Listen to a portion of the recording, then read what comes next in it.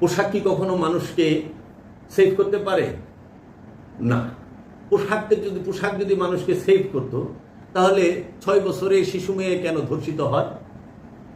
8 বছরের শিশু মেয়ে আসিয়া কেন ধর্ষিত হয়ে মারা গেল? এখানে কি পোশাকের দোষ? না। পোশাকের যদি দোষ হয়, গর্ভবতী নারী কিভাবে ধর্ষিত হয়? পোশাকের যদি দোষ হয়, তাহলে পরে মধ্যবয়সী, বৃদ্ধা, গর্ভবতী, শিশু, এমনকি ছেলে, তাহারাও বলৎকার হচ্ছে। ছেলে তো পাঞ্জাবি টুপি পরা, ছেলে তো পাঞ্জাবি পায়জামা পরা, ওই ছেলেরে আবার আরেক পাঞ্জাবি পায়জামা পরানেওয়ালা সে বলৎকার করতেছে। কেন? পোশাকের জন্য? পোশাক ভালো পরে নাই, পর্দা করে না এই জন্য? না, ওই সমস্যাটা হইলো তার দৃষ্টিতে। এর জন্য আল্লাহ বলছেন সূরা মারিজের 29 নম্বর আয়াতে যে মুসল্লির 5 নম্বর গুণ হইল যে মুসল্লি সে তার লজ্জা স্থানকে হেফাজত করবে। খেয়াল করেন, মুসল্লি তার লজ্জা স্থানকে হেফাজত করবে। তাহলে মুসল্লি কি শুধু নর? ছেলেরা? নারীও তো মুসল্লি।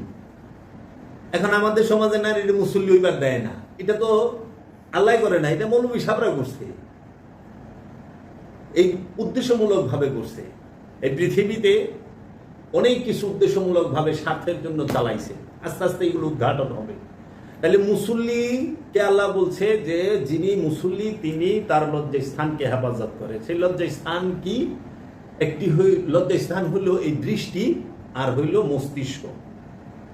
এই মস্তিষ্কের মধ্যে মানুষ সমস্ত স্মৃতি জমা করে রাখে, সমস্ত খায়ের যা আছে জমা করে রাখে। এই স্মৃতি বন্ধন, বিস্মৃতি, মুক্তি। স্মৃতি বন্ধন, বিস্মৃতি, মুক্তি। কারণ স্মৃতির ভিতরে থাকলেই আপনি বন্ধনে থাকবেন, নারী জগতে বসবাস করবেন, মানে বন্ধনে মোহযুক্ত হয়ে থাকবেন, পুরুষ হইতে পারবেন না। এর জন্য নারীর লজ্জা স্থান হেফাজত করতে বলে নাই, বলছে মুসল্লি তার লজ্জা স্থানকে হেফাজত করবে। যিনি মুসল্লির লজ্জা স্থান কি? দৃষ্টি আর মস্তিষ্ক।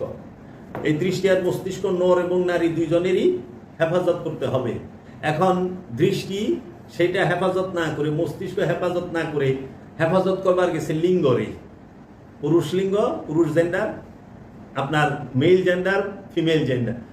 এখন আপনি লজ্জা স্থান যেটাকে, আপনার লিঙ্গকে, সেটা আপনার লিঙ্গ হোক যদি আপনি সেটাকে খুব সুন্দর করে কাপড় দিয়ে আবৃত করছেন, ঠিক আছে, কিন্তু নজরকে আপনি আবৃত করতে পারেন নাই। নজরের দৃষ্টির মধ্যে আপনি পর্দা দিতে পারেন নাই। দৃষ্টির মধ্যে পর্দা না দিতে পারার কারণে আপনি দেখবেন এই আসিয়ার মতো 8 বছরের শিশু কন্যা, এই নিষ্পাপ শিশুটা মহাপাপিষ্টের খপ্পরে পড়ে তার এই নিষ্পাপ জীবনটা দেওয়া লাগলো। সে একটি মানুষের মোহের শিকার হয়ে সে তার জীবন হারাইল। এইরকম শত শত বেপরদা মানুষ আমাদের সমাজে আছে। ইমাম সাহেব নামাজ পড়েন, তিনি বলৎকার করেন।